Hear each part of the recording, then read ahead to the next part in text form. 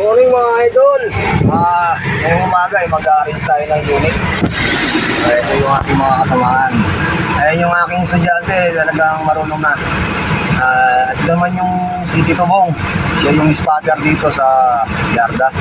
At yun naman si Parin Jet, ang taga-series natin ng mga truck. Ayan, i-arrange namin dyan kasi kahapon natapos yung auction. Yan, yung spotter namin dyan.